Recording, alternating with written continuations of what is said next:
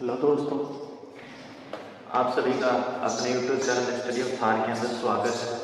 आज के हमारे जो अगला टॉपिक है वो है बाबूजी राठौड़। मैं बता रहा था दो लोक देवताओं के बारे में और मैंने इसमें पीर बताए थे 5। तो उन 5 पीरों के अंदर मैंने रामदेव जी की पहले चर्चा कर दी है।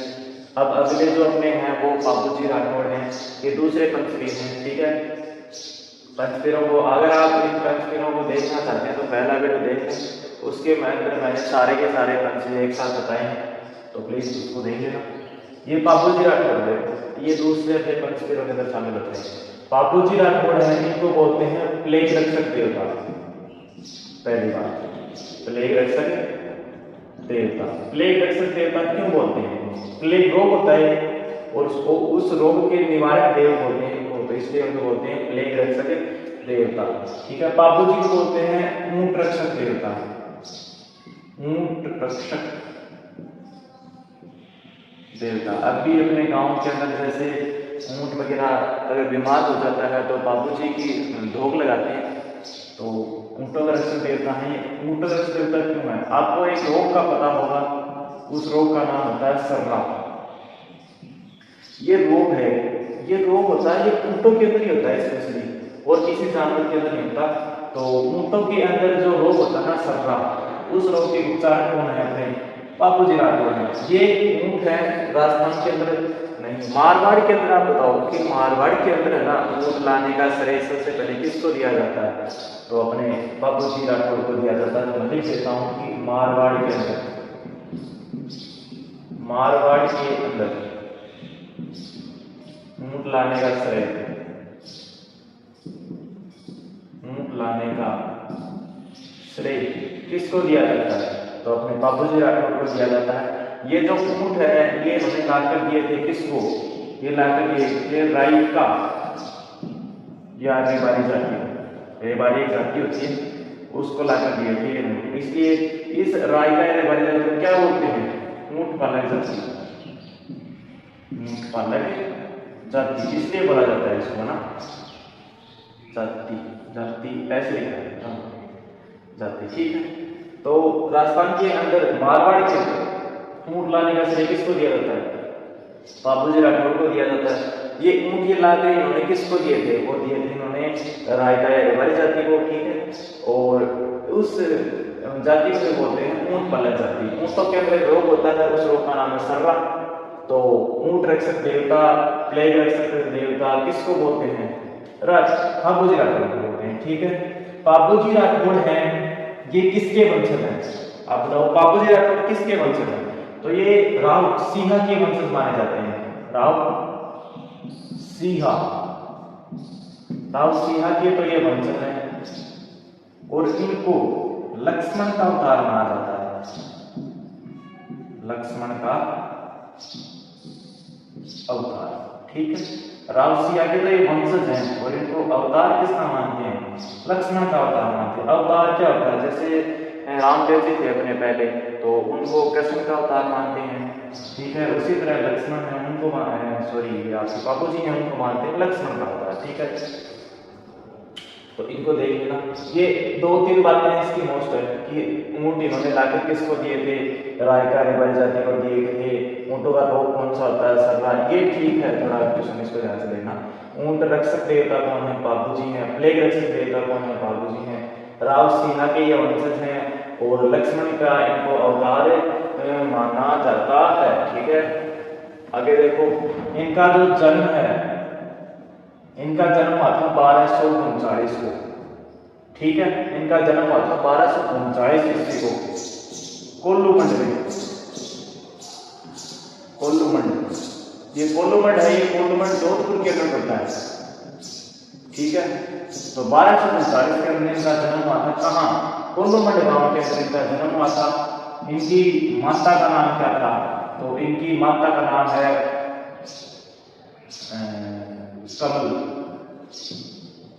कमला। कमला देव लिख सकते हो, पहले देवी को देव बोलते हैं, इसलिए देव लिख सकते हैं। ठीक है, इनके पिता का नाम क्या है? इनके पिता का नाम है धनदर देव राठौड़। धनदर देव राठौड़। ये इनके पिता का नाम है, ठीक है। इनका जन्म होता है 1239 को कोल्लूमंड गांव में इनका जन्म होता है, जो जोधपुर के अंदर पड़ता है। इनकी माता का नाम है कमला दे, इनके पिता का नाम है धनदेव राठौर, ठीक है। ये इनकी बातें हो गई, इनका जन्म हुआ, चलो ठीक है, इतनी बातें करते हैं। अब ये जो कोल्लूमंड गांव है ना, इनकी एक बहन है, इनकी एक बहन है, उस बहन के बारे में थोड़ी सी जानकारी आती है। उस बहन की शादी होती है, उसके बाद थोड़ा डिस्कस होता है। देख, इनकी जो बहन है ना, उस बहन की इन्होंने शादी की थी, और वो शादी कहाँ की थी, तो नागौर के अंदर जगह पड़ती है जायल, यहाँ का एक जागीरदार था, जागीरदार, और उस जागीरदार का नाम क्या था, उसका नाम था जीवराव खिची, जीवराव खिची। तो इसकी शादी किसके साथ हुई थी, किसके साथ, बाबूजी राठौर की बहन की शादी हुई थी जीवराव खिची के साथ। जो कहाँ का जागीरदार है, ये जागीरदार है जायल का। जायल कहाँ की जगह है, ये नागौर की जगह है, वहां का ये जागीरदार है, ठीक है।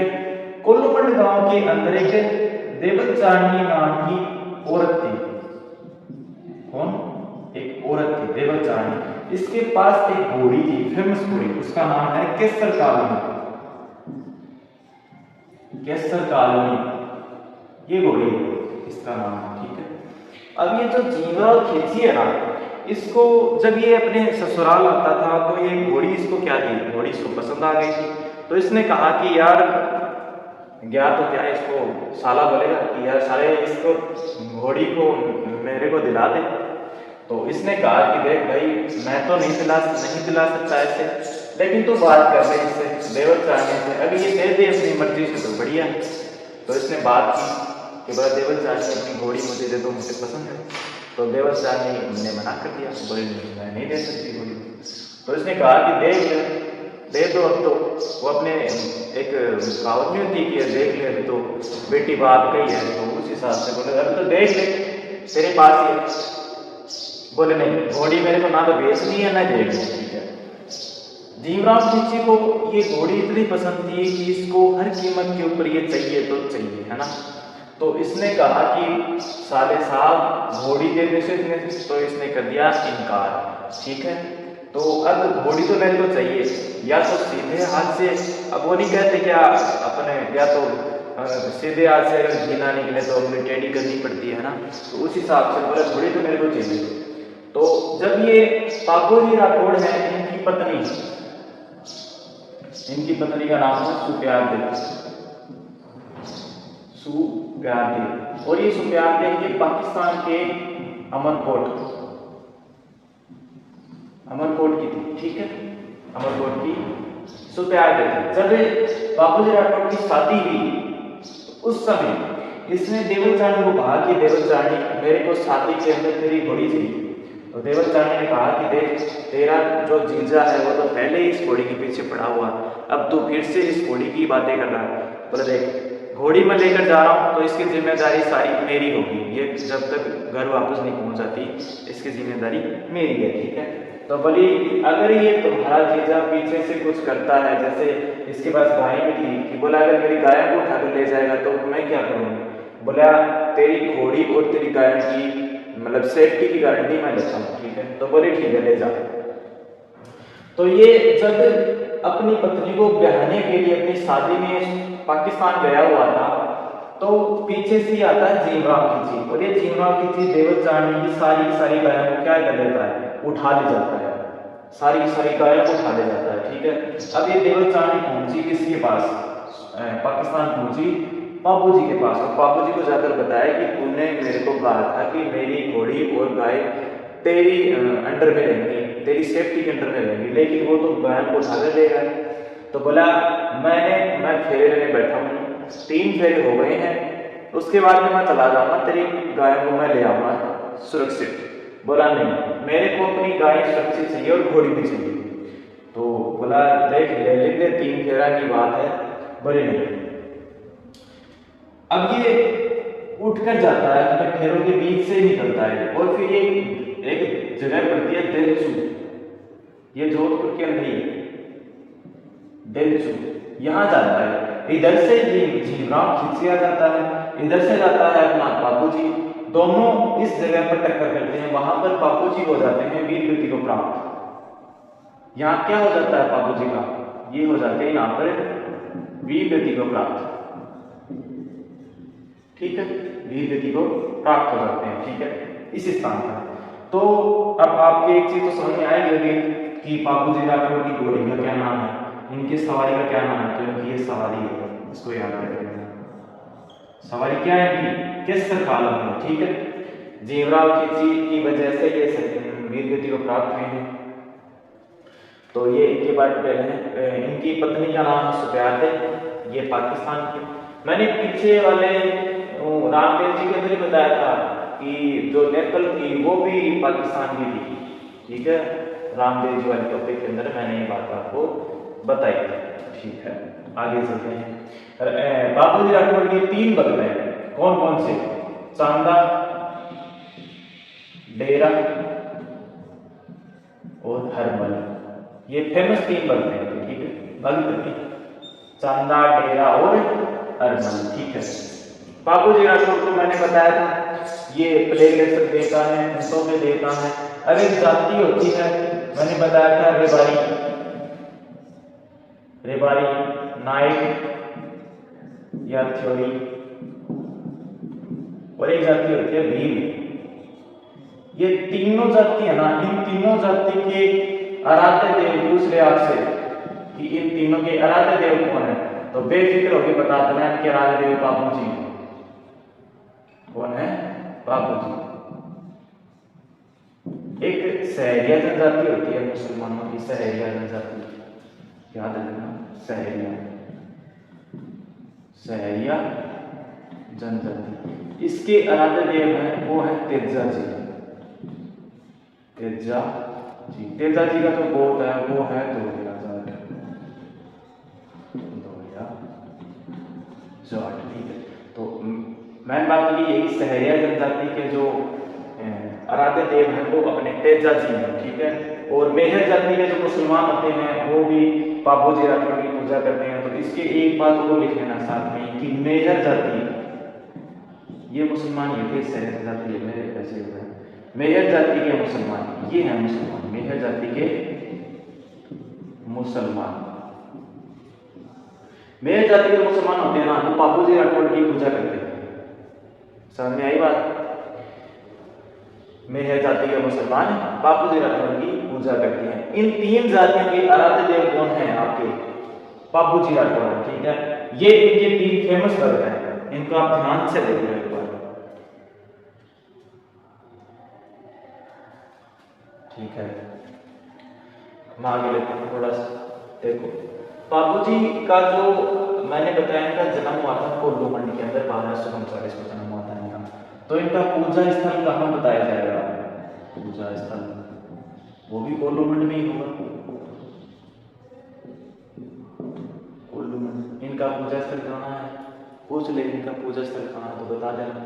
कोल्लू मंडी के अंदर इनका पूजा स्थल है। ठीक है, इनकी जो घोड़ी है, इनकी घोड़ी छोड़ो, इनकी जो प्रतिमा लगाई हुई है मंदिर के अंदर, वो प्रतिमा है अश्वारोही प्रतिमा।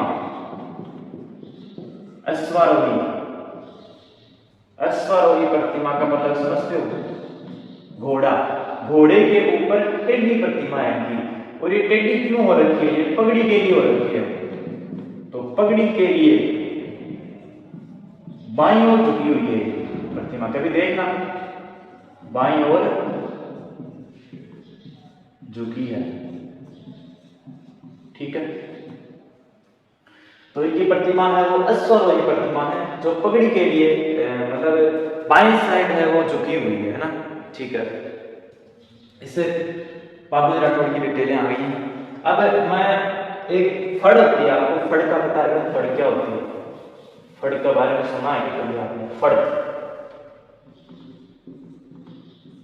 ये फड़ है, ये फेमस है अपने साउंड भी हमारा। ठीक है, फड़ क्या होती है, देख मैं फड़ के बारे में, जैसे ये एक कपड़ा होता है, इस कपड़े के ऊपर जो भी अपने देवी देवताएं हैं जिनकी फड़ होती है, सबसे लंबी फड़ है ना वो देवनारायण जी की है, सबसे लंबी और छोटी फड़, ठीक है। तो ये फड़ होती है, इसके ऊपर अपने जो फेमस देवता होते हैं उनका चित्रांकन किया जाता है, मतलब उनके चित्र उकेरे जाते हैं इसके ऊपर। कैसे नाम, जैसे ये चित्र उकेरे, कोई भी अपना एक लोग देवता मान के उसके चित्र उकेरे इस तरह से, तो इसको फड़ बोलते हैं, ठीक है। ये फड़ होती है। अब इस साइड लो अपने रामदेव जी, और इस साइड देखो अपने बापू जी, ठीक है। थोड़ी साइड आ रहा है, देखो फड़ हो गई शाहपुरा भीलवाड़ा की फेमस है फड़, ठीक है। फड़ क्या होती है, इसके अंदर अपने जो भी देवता होते हैं उनका चित्रांकन किया जाता है, उनके चित्र बनाए जाते हैं उस फड़ के ऊपर, इसलिए उसको फड़ बोल दिया जाता है।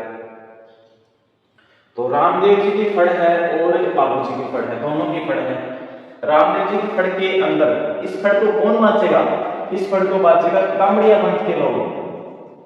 मैंने बताया था कामड़िया जाति के बोपे होते हैं ना, बोपे, तो वो बोपे बांचते हैं, ठीक है। इसको कौन बांपेगा, बांचेगा, सॉरी रामदेव जी की तो बांच दी है किसने, कामड़िया ने, इसके कौन बांचेगा, इसके मैंने बताया था आपको नायक जाति बताई थी मैंने पीछे, उनके आगे बताया नायक या थ्योरी। तो इस जाति के बोपे इसमें लिख लो बोपे बांचते हैं, और इसमें भी बोपे बांचते हैं, ठीक है। अब ये जो फड़ होती है ना, इस दोनों फड़ों की मैंने इसलिए लिखा है क्योंकि कॉमन बात है, इसकी फड़ और इनकी फड़, इन दोनों फड़ों के अंदर एक वाद्य यंत्र होता है, रावण हत्था वाद्य यंत्र, इसका यूज किया जाता है दोनों की फड़ों को बांचते समय, इसको थोड़ा सा ध्यान में रखना, ठीक है। तो रामदेव जी की फड़ है और बापू जी की फड़ है, दोनों की फड़ बांचते समय रावण हत्था वाद्य यंत्र का प्रयोग किया जाता है, ठीक है। ये इसकी पहली बात है, ये भी इसकी दूसरी बात देख, रामदेव जी की जो फड़ है ना उसके अंदर भक्त हैं वो ब्यावले बांचते हैं, ठीक है, ब्यावले बांचते हैं। इसके अंदर किसमें, कामड़िया जाती है तो भोपे हो गई, और ये तो बजाएंगे रावण हत्था यंत्र, और ब्यावले बांचे जाते हैं, ब्यावले भक्तों के द्वारा बांचे जाते हैं, ठीक है। और जो बापू जी की फड़ है ना ये दूसरी, इसके अंदर क्या गाए जाते हैं, इसके अंदर माठ वाद्य यंत्र का उपयोग होता है, माठ वाद्य यंत्र का यूज होता है। ये यूज कब होता है, जब पावड़े गाए जाते हैं, क्या पावड़े, तो बापू जी के पावड़े गाए जाते हैं ना उस टाइम तो होता है माठ वाद्य यंत्र का उपयोग, और बापू जी की जब फड़ बांची जाती है ना तो उस टाइम होता है रावण हत्था वाद्य यंत्र का प्रयोग, ठीक है। तो रामदेव जी के बारे में एक चीज है थोड़ी सी, रामदेव जी के आपको पता है रामदेव जी का जो क्या बोलते हैं उसको जागरण होता है, जागरण, उस जागरण को बोलते हैं जुम्मा, याद रखना इस चीज को, इनके जागरण को नहीं बोलते, रामदेव जी के जागरण को बोलते हैं जुम्मा, ठीक है। तो ये बापू जी हैं, इतनी डिटेल है बापू जी की, कहाँ के थे, कहाँ के निवासी हैं, इनकी प्रतिमा कैसी है, इनका चैत्र, हाँ मेला और देख लो इनका चैत्र अमावस्या, चैत्र अमावस्या को इनका मेला लगता है, उसको ध्यान में रखना, चैत्र अमावस्या को इनका मेला लगता है, ठीक है। ये इनकी फड़ों की डिटेलें हो गई। तो ये राम अपने बाबू जी हो गए आज, इन को थोड़ा सा ध्यान से पढ़ना, समझ में आ जाएगा, ज़्यादा बड़ा टॉपिक नहीं है। तो आपके दो टॉपिक हो गए हैं, दो पीर हो गए हैं, पहला था अपना रामदेव जी, दूसरा है अपना बाबू जी राठौड़, ठीक है। ये राठौड़ है, याद रखना, ये वो तंवर थे, रामदेव जी तंवर थे, ये राठौड़ है, ठीक है। और रावण हत्था वाद्य यंत्र है वो दोनों के लिए यूज किया जाएगा, इनके स्पेशल में ब्यावले बांचे जाते हैं। और एक चीज और, जो रामदेव जी है ना इनकी पगलियों की पूजा होती है, पगलियों की पूजा होती है। पगली क्या होता है, चरणसीम नहीं होते क्या, चरणसीम, उनको पगलिया बोला जाता है, पगलिया, तो उन पगलियों की पूजा की जाती है रामदेव जी वाले, ठीक है। और इसके अंदर ये राय का खेल जाती है, बोपे होते हैं, और राय का बारी जाती होती है, उसको याद रखना, ये ऊँट पलक जाती होती है।